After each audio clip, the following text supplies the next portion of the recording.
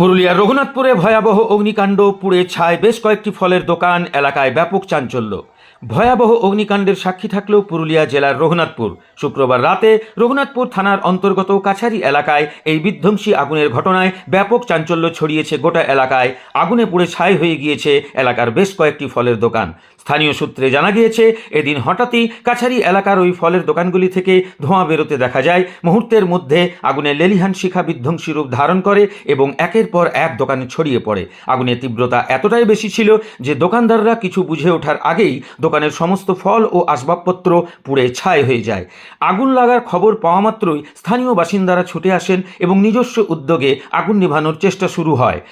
খবর দেওয়া হয় পুরুলিয়া রঘুনাথপুর থানায় এবং দমকল বাহিনীকে। সঙ্গে সঙ্গে ঘটনাস্থলে উপস্থিত হয় পুরুলিয়া রঘুনাথপুর থানার বিশাল পুলিশ বাহিনী। তবে দমকল আসার আগেই আগুনের গ্রাসে পুড়ে ছাই হয়ে যায় দোকানগুলি। এই অগ্নিকাণ্ডের ফলে দোকানদাররা কার্যত সর্বশান্ত হয়ে পড়েছেন। শহরের ব্যস্ততম কাছারি এলাকায় এই অগ্নিকাণ্ডের জেরে সাধারণ মানুষের মধ্যে আতঙ্ক ছড়িয়ে পড়ে। শর্ট সার্কিট থেকে এই আগুন লেগেছে নাকি অন্য কোনো কারণ রয়েছে তা খতিয়ে দেখছে দমকল বিভাগ এবং প্রশাসন। তবে এই ঘটনায় কোনো হতাহতের খবর পাওয়া যায়নি।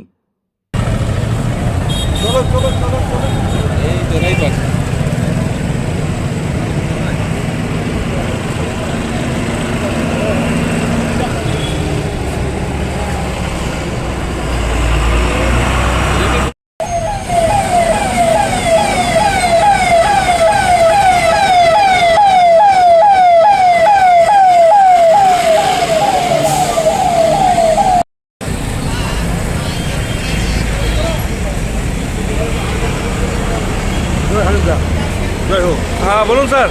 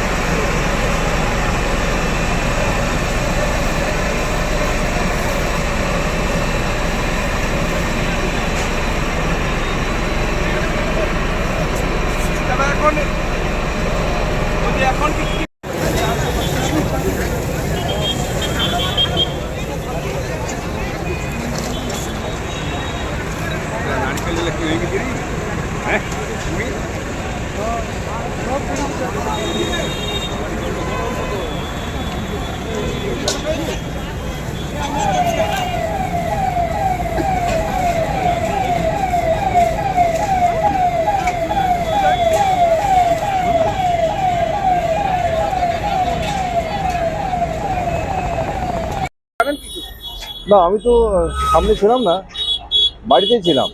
ওই ফেসবুক থেকে দেখলাম। তো এসে কি জানলেন? এসে শুনলাম ওই কোর্টের ঠিক মেন গেটটার মুখে যে ফলের দোকানগুলো ছিল সেগুলো সম্পূর্ণ ভস্মীভূত হয়েছে এবং ঠিক কোর্টের ওই মেন গেটের মুখে একটা চা দোকান ছিল, সেটাও খুব ক্ষয়ক্ষতি হয়েছে। এবং শুনলাম যে একজন চা দোকানের ছেলে সে আহত হয়েছে আগুনে এবং তাকে দগ্ধ অবস্থায় হাসপাতালে নিয়ে যাওয়া হয়েছে। আর হাই টেনশন যে তারগুলো গেছে সেগুলো সম্ভবত আগুনের লেলিহান শিখায় জ্বলে গেছে। দমকল খবর পাওয়ার সঙ্গে সঙ্গে এসেছে এবং তারা যথাসাধ্য চেষ্টা করেছে আগুন নিয়ন্ত্রণকে নিয়ে আসার জন্য। আগুন নিয়ন্ত্রণও এসে গেছে, এখন কোনো আগুন নেই। আর কীভাবে আগুন লাগলো সেটা যারা এখানে ছিলেন সেই সময় তারা বলতে পারছেন না। সঠিক কারণ হয়তো পরে জানা যাবে। লাইন তো ছিল না? না, এই সময় লোডশেডিং ছিল।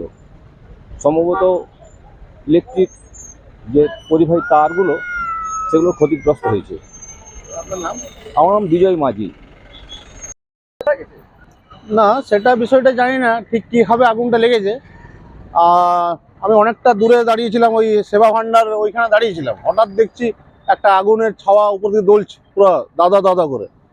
হ্যাঁ, তো কীভাবে আগুন লেগেছে সে ব্যাপারে এখন পর্যন্ত কোনো খবর পাইনি। আগুন এখন নিয়ন্ত্রণ নেই? হ্যাঁ, আগুন মোটামুটি এখন নিয়ন্ত্রণে আছে, আগুন নেই বললেই চলে।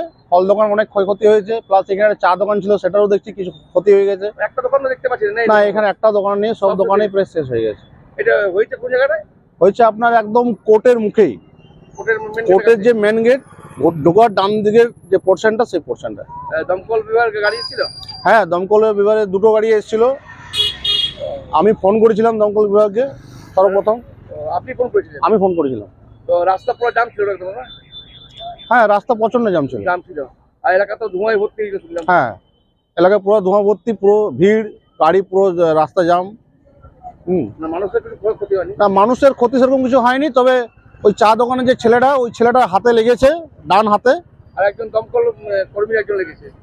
দমকল কর্মীর ব্যাপারটা আমি ঠিক জানি না, কিন্তু ওই চা দোকানের ছেলেটা লেগেছে সেটা আমি জানি, এবং তাকে আমি হসপিটালেও ভর্তি করে দিয়ে এসেছি। আপনি করেছেন? হ্যাঁ।